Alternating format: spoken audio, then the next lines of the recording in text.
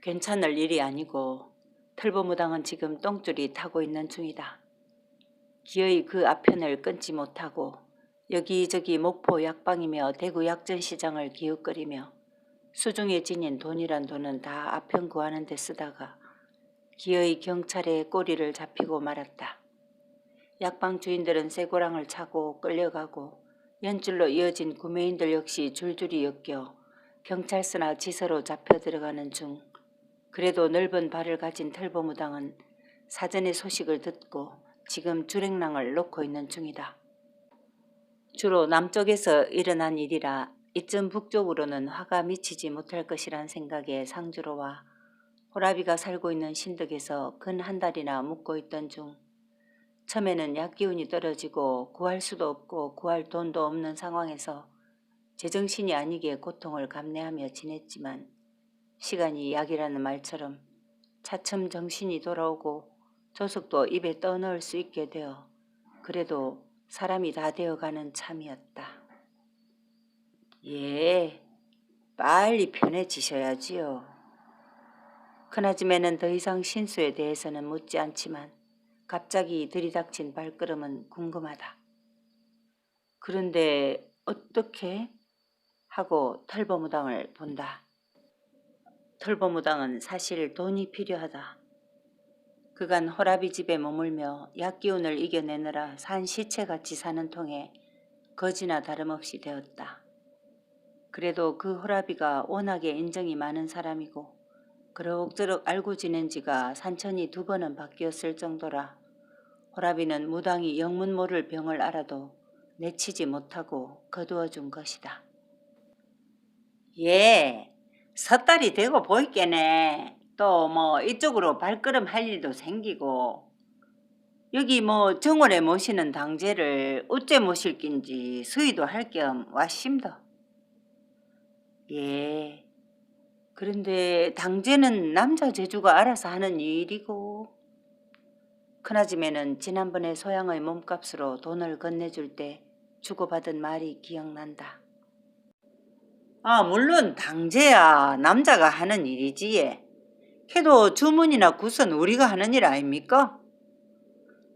예, 그렇긴 합니다마는 보살님, 실은 보살님이 하실 일이 2가지가 있습니다.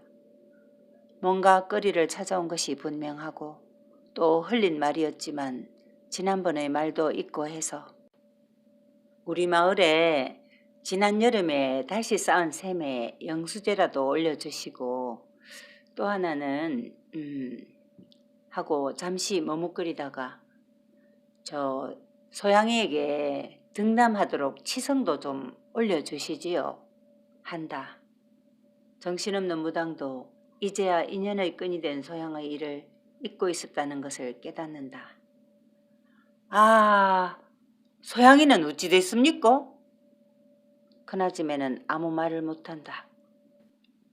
인자 합방은 했지? 엉덩이를 털썩하고 앞으로 당겨 앉으며 무당이 눈을 크게 뜬다. 예, 보살님이 하라는 대로 10월 보름에 합방은 시켰습니다. 극하면 인자 2달인데 눈을 지그시 실눈을 뜨고 생각을 하다가 무당이 정색을 한다.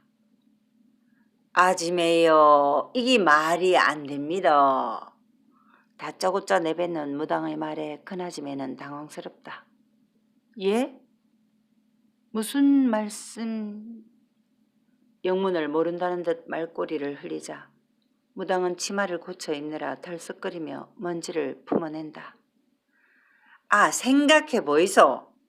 하늘을 봐야 별을 따는데 안방에 아지매가 두 눈 시퍼렇게 뜨고 자리 잡고 있는데 마차질 깁니까? 아, 배꼽이 마차질 깁니까? 아예 혀까지 차가며 옆구리에서 담배 주머니를 꺼내든다. 아까 밥상을 물리고 생각이 간절했지만 그래도 안방 주인 있는 데라서 꾹 참고 있었는데 이제 그 안방 주인도 허점을 내보이자 그 틈에 담배를 꺼내던 것이다. 안 그래도 그런 일을 생각해서 집을 한 달이나 비웠다가 돌아왔답니다. 길게 담배 한 모금을 취한 무당은 재떨이가 없는 걸 알고는 문도 열지 않고 크게 부른다. 소양아! 재떨이 좀 더고! 하고 다시 한 모금을 입에 담은 후 한 달이라 계십니까? 아지매요. 지금은 벌리 놓은 쌈판이고 빗기 놓은 계집입니다. 이왕지사 벌린 일 아닙니까? 아지매는 참 배웠다는 분이 어째 그리 단장 적삼 벗고 엉가락지 끼듯이 합니까? 일의 순서를 모르고 덤벙댄다는 말이랬다. 큰아지매는 슬그머니 부하가 오른다. 아니, 내가 뭘 그리 순서 없이 한다고 하십니까? 제가 라고 하지 않고 내가 라고 한다. 지 말은 지금은 치성 드릴 때가 아니고 그저 수태하도록 꼼 하는 게 우선이라는 말입니다. 극하고 나서 아가 들어서고 난 다음에 치성을 드리면서 아들을 돌라고 하는 게 순서라는 말입니다. 담배 연기가 방안을 뿌옇게 메우는 것이 기가 막힌 큰아지매는 다짜고짜 문을 열어젖히는데 마루에 소양이 재떨이를 들고 막 올라서는 참이다. 무당은 방문을 통해 소양을 보며 남은 담배를 마지막으로 빨아들인 후 아지매요. 지가 시키는 대로 하이소. 그래야 됩니다. 아지매는 친정이 어딥니까? 갑자기 친정이라니? 이미 양부모님도 안 계시고 서울에 피부치가 있긴 하지만 안 가본 지가 얼만가. 갑자기 친정을 물으십니까? 서울이지요. 아지매요. 가이소. 한 서너 달 집을 소양해 하고 아까 전 그 아지매한테 맡겨놓고 댕겨 어이소. 그 단세에 소양이가 분명히 수태를 할 깁니다. 농사철도 아니고 돈이 없어 유란 못할 집안 사정도 아닌데 와 집안에서 안방만 지키고 있습니까? 금강산을 가시든지 한양을 가시든지 어디든지 그저 서너 달 비우고 오시라는 말입니다. 큰아지매는 기가 차다. 시집 온 후로 처음으로 한 달이나 대승사에 가 있느라 집을 비운 것 외에 외지에 발걸음을 하지 않은 자기가 아닌가. 그런데 서너 달씩이나 안방을 비우라는 말이랬다. 그래도 집을 그리 오래 비울 수는 없습니다. 하신 말씀은 알았으니 내가 알아서 하지요. 하고 돌아앉으며 저고리 고름을 고친다. 비워도 됩니다. 아지매, 소양이가 집안일 잘 합니까? 이제는 주객이 전도된 듯 털보무당이 큰아지매의 코에 얼굴을 들이밀고 묻는다. 집안일이랄 게 있습니까? 시키는 일도 별로 없답니다. 마음이 진정된 듯 나직이 답한다. 그 말을 무당은 소양이 이 집에서 눈에는 나지 않았다고 금방 알아차린다. 그 뭐이소? 지가 뭐라 캐십니까? 아는 괜찮다 캐지에? 국수 잘 말민 수제비도 잘 끼리는 비비입니다. 두고 보이소. 아지매한테 아들 하나 턱 앵기줄 깁니다. 이제는 거의 의기가 양양한 태도다. 그런 기분에는 빼놓지 않고 동반되는 게 담배다. 털보무당은 아지매의 눈치를 볼 것도 없이 담배 한 대에 불을 댕기다가 금방 무슨 생각이 났는지 그 불을 다시 이겨 끄고 슬며시 목소리를 낮추고 말한다. 아지매, 이건 지가 좀 애로 봐서 드리는 말씀인데 그 영수제는 언제쯤 올릴 깁니까? 어렵다. 뭐가 어렵다는 말인가? 그나짐에는 털보무당의 말이 앞뒤가 다르게 나온다고 생각들어 그냥 무당의 얼굴만 쳐다본다. 아, 빌기 아이고 그 복채를 좀 땡기서 주시으면 해서리. 아, 신령님이 하도 애를 꼬로 맹글어 놨으리 지가 요새 힘듭니다. 아, 돈. 이제야 큰아줌매는 전우를 알 것 같다. 그런데 정말로 저렇게 초라한 자가 영험한 기운이 있을까? 제발 자기가 서둘러 저지른 일이 헛일이 아니기를 큰아줌매는 빌고 있다. 무슨 일인지는 모르겠지만 일은 순서가 있는 법인데 참 아직 달포나 남아있는 죄를 미리 취해달라는 말씀은 좀 아유 참. 그래 뭐 얼마나 생각하십니까? 어차피 등지고 살 보살은 아니지 않는가. 이미 보살 입으로 나온 말처럼 벌려놓은 구판이랬다. 접을 수 없으니 끌고 가야 할 판. 큰아줌매는 궁색하기보다는 후한 입장을 내놓기로 한다. 아, 그 기사 뭐 마님이 생각해 주시는 대로지요. 우리야 뭐 정해진 값이 있는 것도 아니고 걔도 지가 뭐 죄를 모시고 남은 그 샘에 물맛은 안 비날 깁니다. 또 마르지도 않을 끼고. 큰아줌매의 눈치를 이리저리 살피면서 내놓는 무당의 말 중에는 아줌매 대신 또 마님이 들어간다. 글쎄요. 그래도 보살님의 대중을 내놓으셔야 우리도 알지. 이건 그저 뭐 신수나 전보는 복채하고는 다르니 무당의 가격을 은근히 체근한다. 부잣집 마나님의 후한 마음에 기대어 거의 공돈 같은 목돈이라도 만질 여량인 무당은 질질 끌고 가는 것이 싫어서 덜컥 한마디 내놓는다. 쌀한가마는 받아야지요. 걔도 이 동네 하나뿐인 셈인데.